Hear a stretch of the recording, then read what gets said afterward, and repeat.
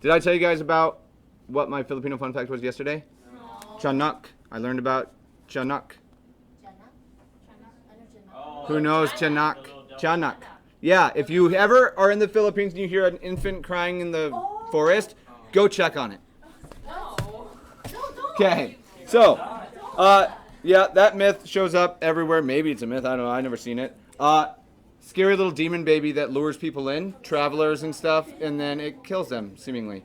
Okay, the other one, Filipino month. Anybody have a fun Filipino fact to share? I have like a lot. Good, there's a lot of days this month. There's like a specific food. It's called balut. Ooh. It's not the best. It's good. Who likes balut? Balut? It's good.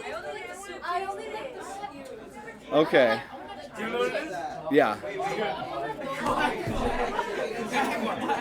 I've never tried it. I won't. It gives me the icks. What's up?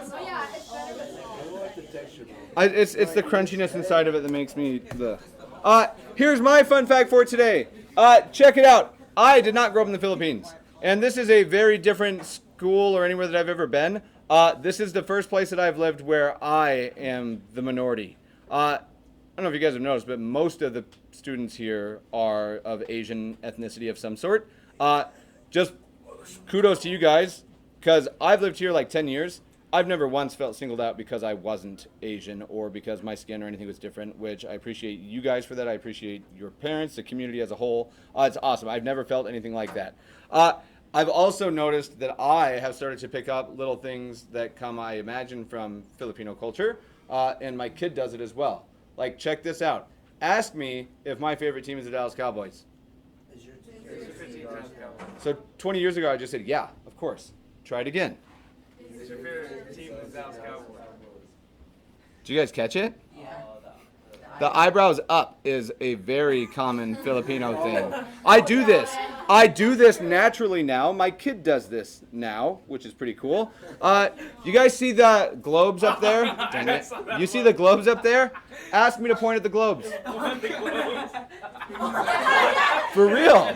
Like, yes. Super cool. That one I've never noticed. I don't know if I really do the lip thing as often. Yep. When you point, it's with the lip. Okay. So, yeah, right? Okay.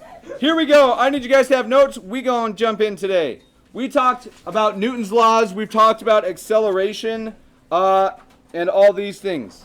Now, we've also talked about gravity. Did we discuss how strong gravity is and how fast we accelerate yet? Yes. How fast does something accelerate at if we drop it on Earth? 9.8. 9.8 what? Meters per second squared. Meters per second squared. Okay, as we go through this, why this is a good place to do the egg drop is that when we're looking at stuff, if you drop an egg, does it travel with some velocity? Yes. And then your goal is to probably change that velocity somehow or to change the acceleration so it doesn't hit the ground going as fast and things like that. In today's section, it is 3.3 and it's the last section within chapter 3. We are going to look at how does one actually go about using Newton's laws and how it applies to you. Okay. Is anybody in here a car guy or car person? Do not have to be a guy. Okay. I'm not super into automobiles. Like, I appreciate it. If somebody says, hey, I got a sweet deal for you, a 1994 Mustang or a 1968 Mustang, which one are you going to take? Really? Why would you take the 94 one, just out of curiosity? Okay, not what I was expecting. Most people go with the classic 68, right?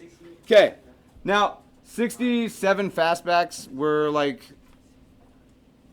notoriously good. Shelby Cobra, which is like a Ford Link thing as well. Now, why? Why did you take the older car?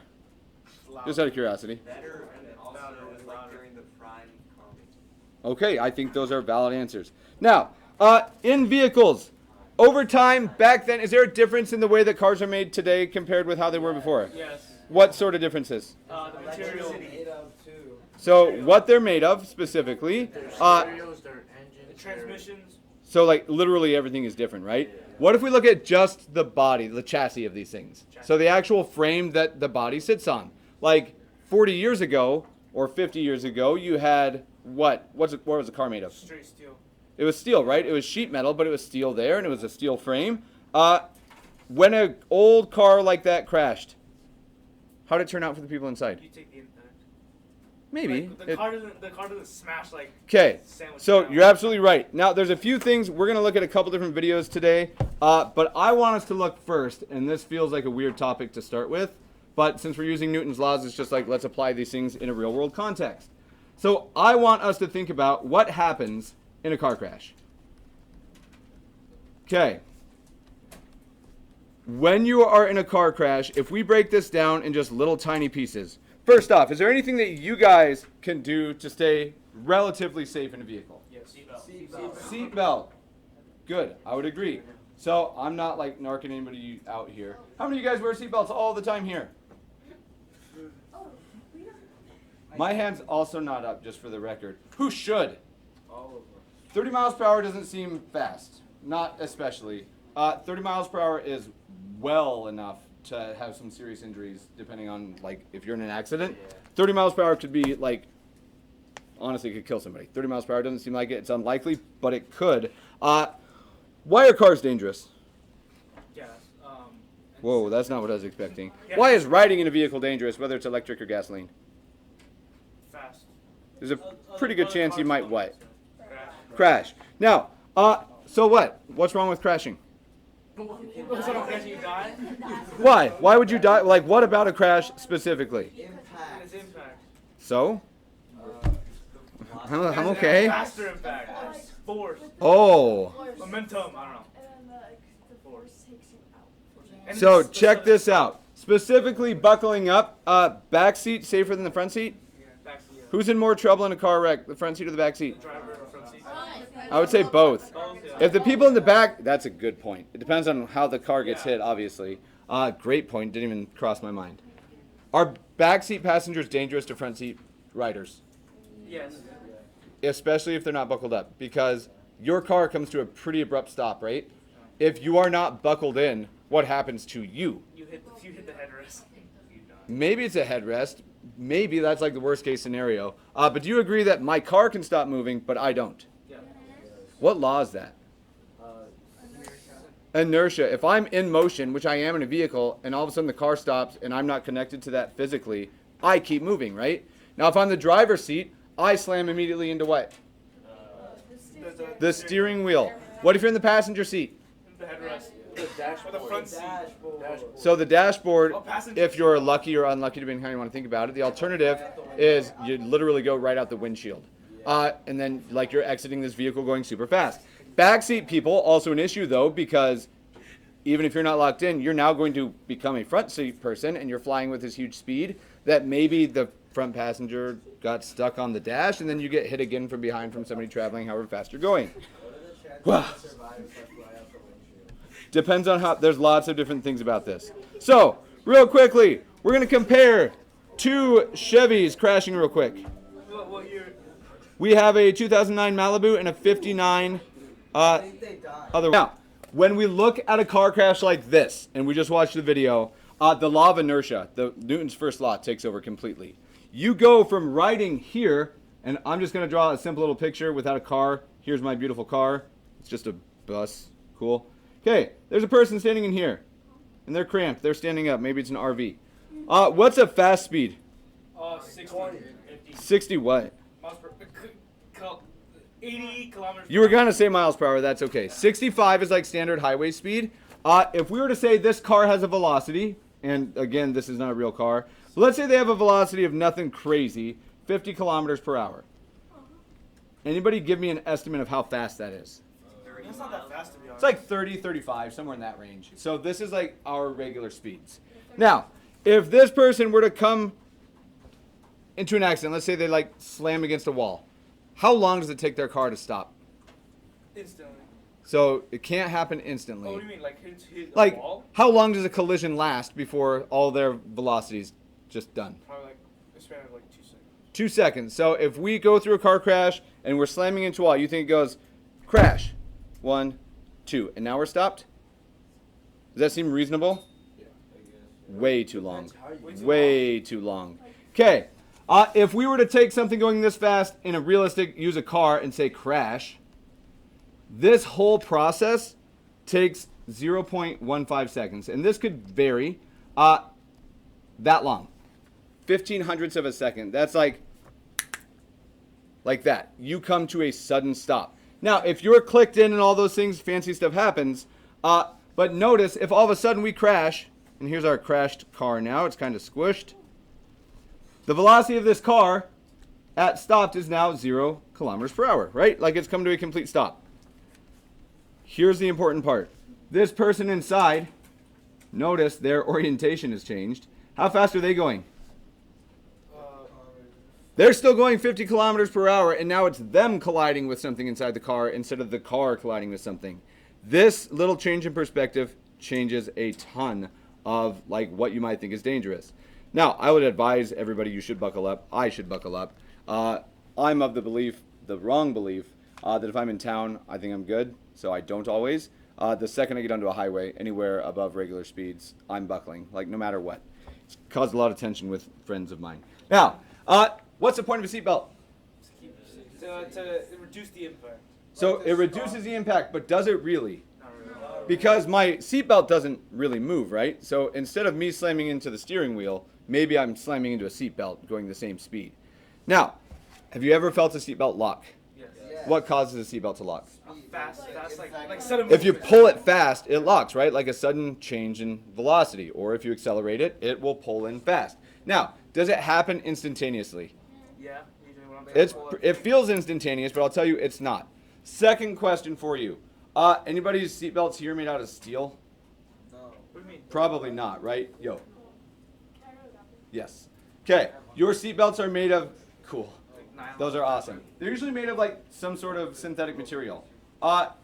Does most material stretch? Yes. Metals don't stretch. Do you think your seatbelts stretch a little? Yeah. Absolutely, if you put enough force on them. Yo. If you were to get in an accident, right? Okay. And you're laying on the horn where the airbag's supposed to come off. Mhm. Would it have enough pressure to like blow your head off? So it would not literally decapitate you, but people have been injured by airbags. Like, just so you know, like it does happen. But you are yes, people have died from airbags. But I'll tell you, if you look at the people that survived crashes and those have been killed in crashes by the crash or the airbag, the numbers are way in favor of let's use airbags. Now, the whole point of this, when we watch this new material, all sorts of new things happen. That video that we watched didn't really show the bodies of these. The old car still looks like a car after the collision. Like, it looks like it's dented and stuff, but it doesn't look like it's suffered too much damage. Whereas the new car, like, crumples underneath. Which one's better? Why? Why do you want your car to crumple? Strong. Because Oh, it's to like a take the helmet. impact. Like when if you had a metal helmet and then a normal helmet. They're sort of just. So we're going to make a big statement here. Seatbelts are there to protect you, right? Airbags are there to protect you. And the fact that your car crumbles under a collision like that is there to protect you. Literally every single safety feature in your vehicle that goes through with a car crash is done to do one single thing. If my crash takes 0.15 seconds, that's a really sudden change in velocity. If I could stretch that out to be 4 times as long through airbags and seat belts and a car crumbling to absorb that change in like speed and velocity, the longer that gets, the less force that we deal with. Because remember, looking at this is a change in time and we're changing velocity over time, right? What do you call a change in velocity over time? It has a name that starts with A and ends with acceleration. All right. All safety features do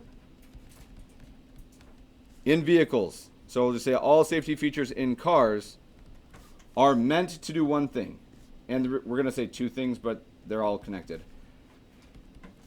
To lengthen the time it takes to stop.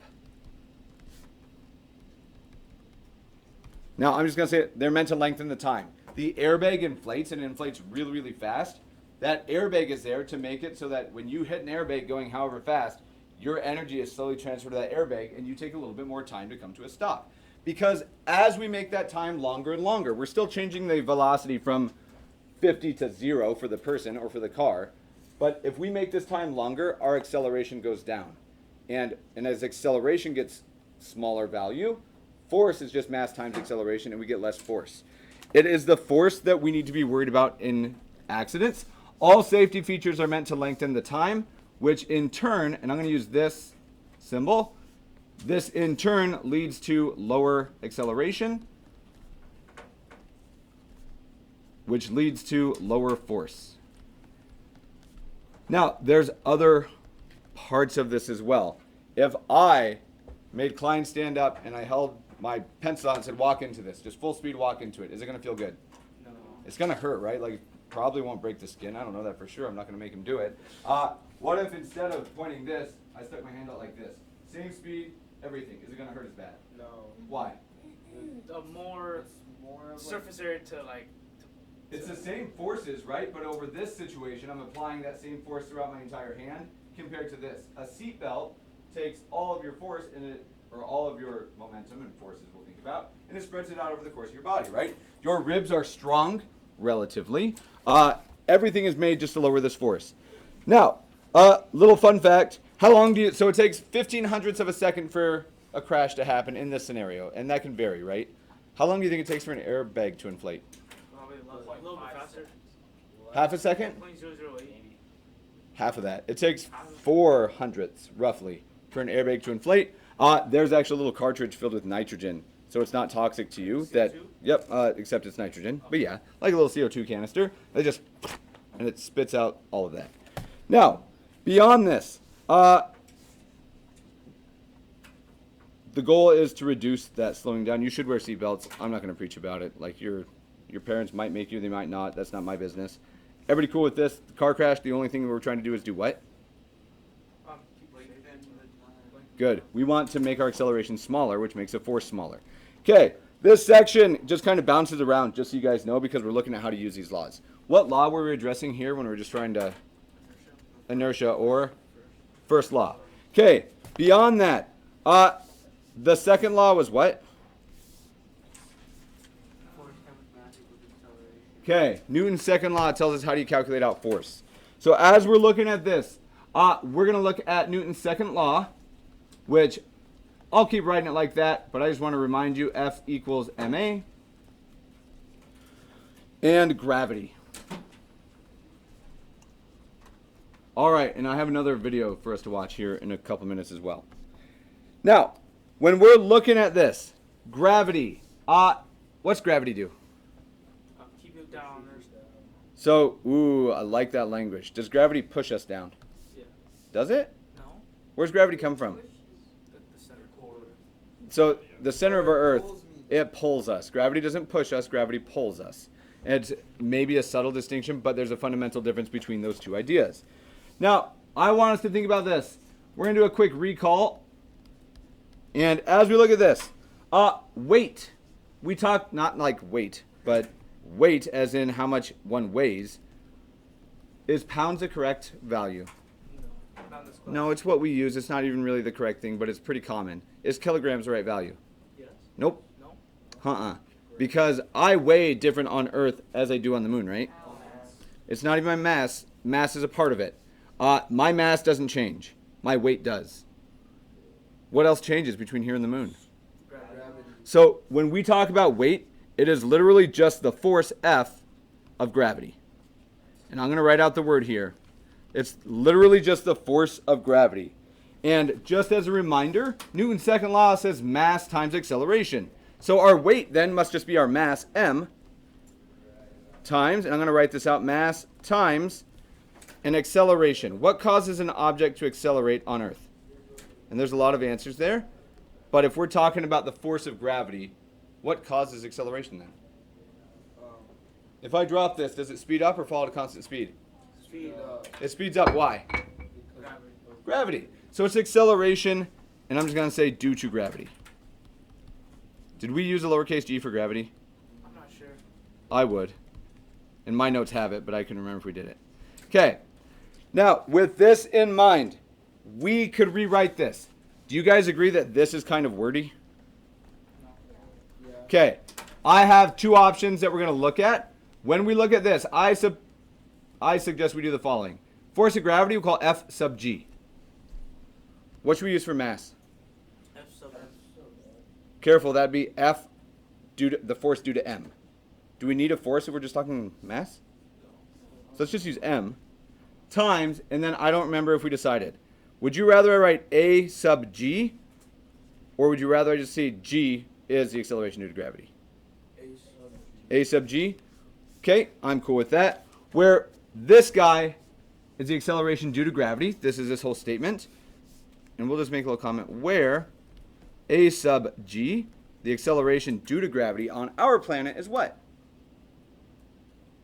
What's the number that we accelerate at? 9.8 what?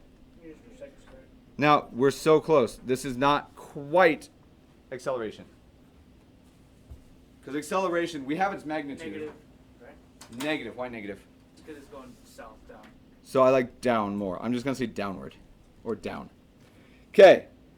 Now, as we look at this, oftentimes we get to work in this neat idea where there's no air. Do you guys recall what that is known as? It's vacuum. A vacuum. Okay, most of our physics stuff takes place in a vacuum, meaning there's no air in there. Okay, looking at these guys, there's nothing new about this. Remember this value. This is going to be super duper important. You know what I think would be a valid quiz tomorrow? If I said, hey, here's a bunch of different things, show me the units. Do we know the units yet? We've talked about a bunch of them. Should we do a quick check? So within our second law, we have this whole idea. We're going to talk briefly about air resistance. And there's some neat ideas here. Okay. When we talk about air resistance, I like to think of it as almost like friction. Like as we walk or fall through the air, it's essentially friction because we're touching the air around us. So we're going to say the friction-like force, the friction, and I'm going to make this a hyphen, the friction-like force,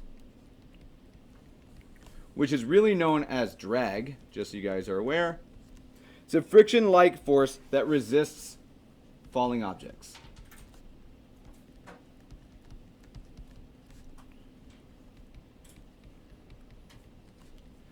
Okay.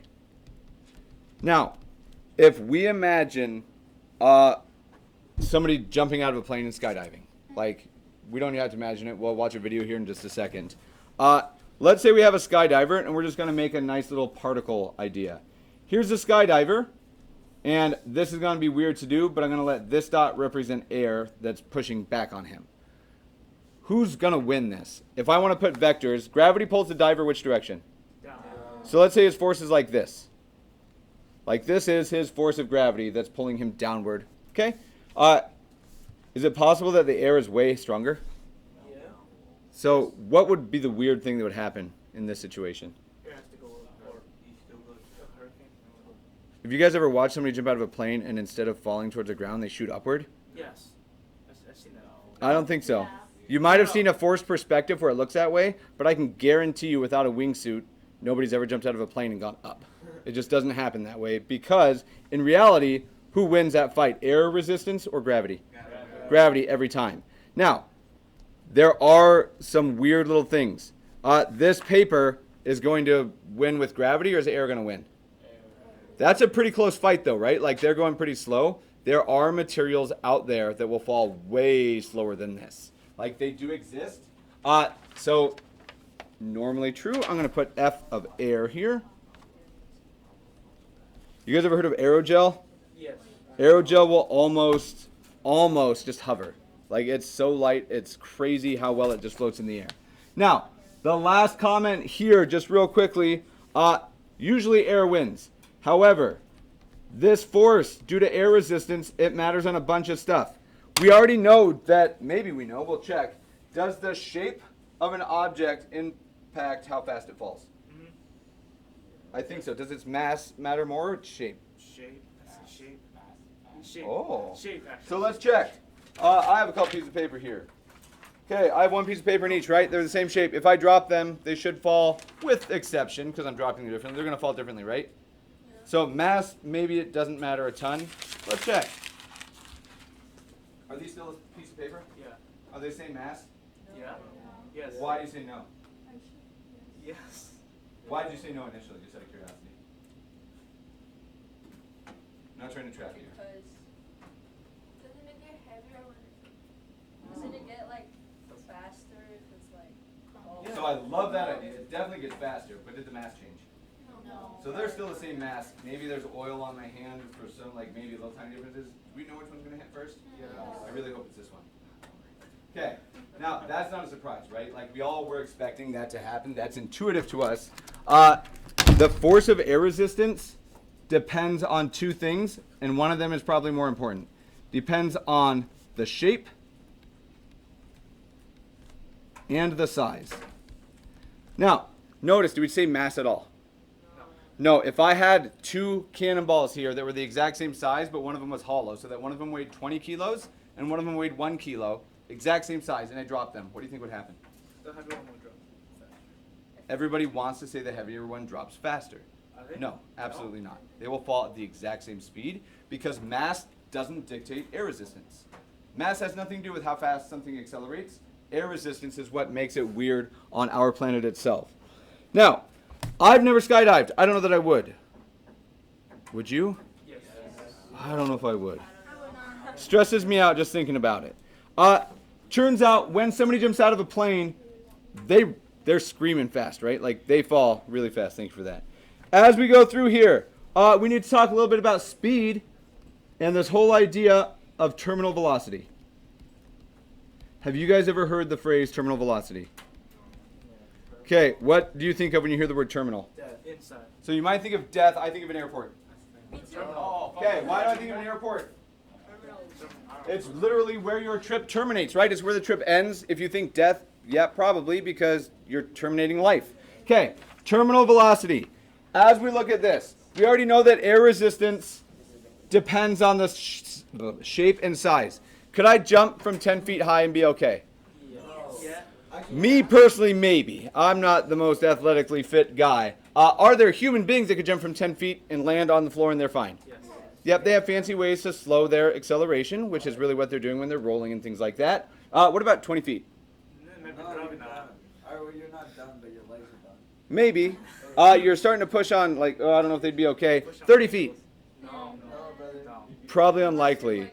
Can you survive it? Yes, you could. Yeah. Me personally, I think I would live, but I don't think I would have many bones that are still functional in my legs. Okay, as we get going, would you rather jump from 100 feet or 1,000 feet? 1,000 actually. How about 1,000 or 10,000? I'd probably die in the air. 10,000. So you probably won't die in the air. Why 10,000?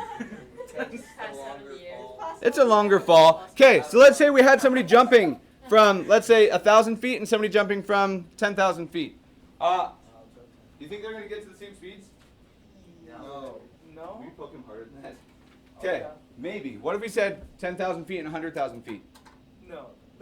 Who's going to be going faster? 100. 100,000. Why? The acceleration. Oh, they've had longer to fall. Now, I don't know the exact answer, but there is a tipping point. Do you guys agree with the following statement? As, and there's going to be another part to this, so there's not a period. As an object's speed increases,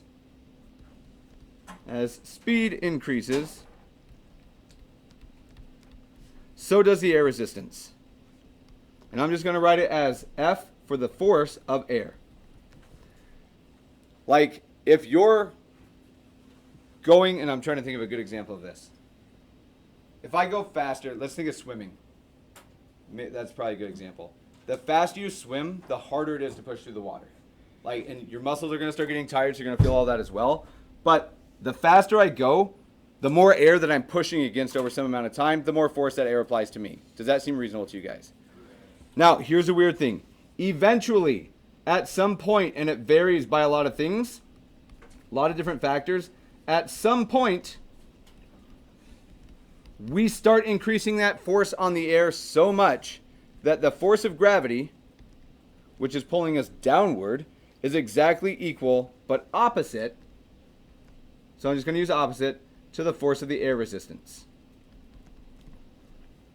Wait, does that mean that like you'll just be staying in the air? Love that question. Hustle. Liam had a great question. If this happens, does it mean you just stop? Talk it out with your neighbors. If yes, explain. If no, explain. If you're not sure, try something. Talk about it. Stand up and move if you need to. Wait, Now, there's an easy, or there's a place where people get goofed up on this. Have you ever seen anybody or any object fall through the air and then all of a sudden it stops falling? So they're gliding, they're not falling. Okay, birds are gliding, right?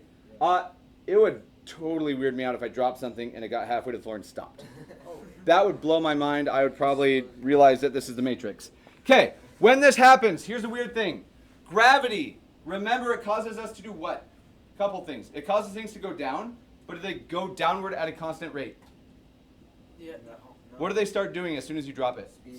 Speeding up. They're accelerating. When we see that the force of gravity is equal to the force of air, just think about what happens here. This is mass times acceleration downward. And this is going to be really informal. I'm going to say acceleration downward. That I'm claiming is exactly equal to the mass times the acceleration upward.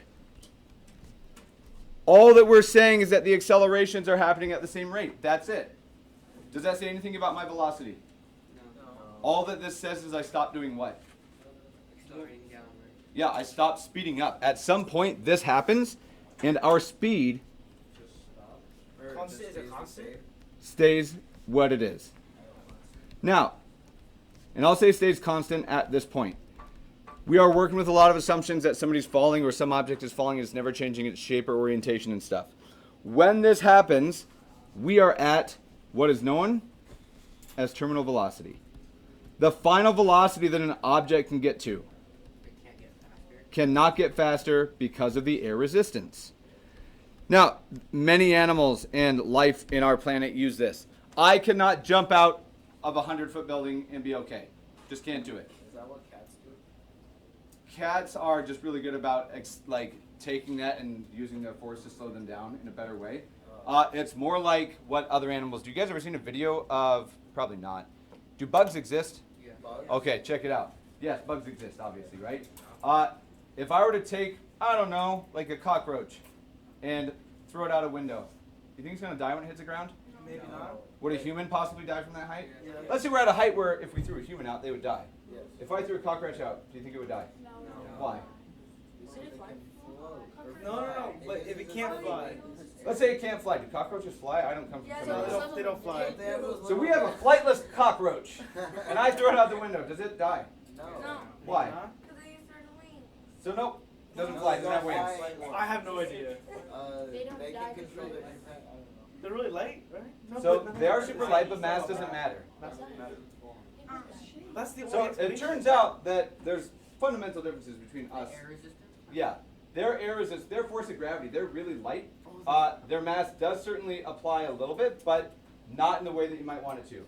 Their force of gravity is tiny, right? The air resistance doesn't change, it pushes up. Their terminal velocity is so slow that they can survive a drop from any height. Now, if we were looking at human beings, and it's just kind of fun, how fast does one fall if they're skydiving? Any idea? Well, I'm okay with like regular units. Miles per hour is fine. 9.8 meters per second. So that's how fast they accelerate. Oh, never mind. 700 miles per hour. 700? I'd say like the speed of light. Like That's not true. That's the speed of sound, roughly. 150. 100? 300. 100 miles per hour. Faster or slower? Faster? Faster. Faster. Now, it depends, obviously, on how they're orienting themselves. Typically between 150 and 180. When people skydive, do you know how high they go? Like 5,000. No, a little higher. Wait. 10,000. I said 10,000 feet, I think, is a standard. Again, I've never skydived, but I think 10,000 seems reasonable. Why don't people typically skydive from, I don't know, 35,000 feet? because air, they can't breathe. Air's too thin up there, right? It's the same reason that people take oxygen up to Mount Everest. What do you think the highest jump ever made is? Highest skydive? 40. Space. 40 what? 40,000 meters. No, that's way too high. Sorry. Yeah, that Like- one guy that jumped in space. Probably 20. And then he was 20,000? 20,000 meters. He was like spinning really, really fast. So, this is the guy from Red Bull. Oh, damn. We're going to watch a short video about Felix Baumgartner. Is it dropping? Yeah, he started spinning. Ain't no way. I saw it. What if it like floats away instead of like falls down? Just show gravity? Love that. Okay, 2 questions that I love there that are related. Is there still gravity here? Yes? Because gravity takes how many objects to find a force of attraction? I'm not sure. At least No? 2. 2. 2 objects to be able to have a force of gravity attraction. Is he an object? Yeah? Is the Earth an object? He's gonna fall. He will not just float away. Even astronauts in space, the worst case scenario, if they get out of the spaceship and they let go, their worst case scenario isn't that they're gonna leave orbit and peace out. Their worst case scenario, realistically, is that they do something weird with like twisting their arms, that their momentum slows them down just enough that they fall out of orbit, and now they're doing this, going way, way faster without a parachute. Okay. What do you mean by swim? He like swim like, but there's no air. No. So you can't like push Nope. yourself. When we see the situation when he started early on, there was not enough air to really slow him down. There was no air resistance, which meant there was only one singular force acting on Felix this whole time. When he jumped, the only thing acting on him was gravity. We get a definition here. Here we go. We get a quick one. This will be the last thing we write today. Free fall. We are going to use the word free fall in here regularly, but it has a very specific meaning. When you hear free fall, this means that the only force acting is gravity. The only force acting on an object. How fast is something to accelerate or to catch on fire? It won't if there's no drag. So if there's no air, it won't. The only force acting on an object is gravity. Okay, can free fall, true free fall, happen on our planet? Maybe. Only in a vacuum chamber. Cool. All right, we got like 60 seconds. I'm gonna say you can start getting ready. Don't go wait by the door. That drives me crazy. Tomorrow, we will talk a little bit about weightlessness as well as momentum, and then how do rockets work, because that's just a weird idea in general. A little bit of rocket science tomorrow. For real, we're talking about rockets and how they work, because it's a weird idea if you never thought about it. Like cars drive because the wheels push on the ground, right? Rockets travel because the rocket pushes on. Fire? Fire pushes them, no? Maybe, you might think it pushes the air behind it, which makes sense, except rockets work in space. You know what? Yeah, I realize how does you know how torches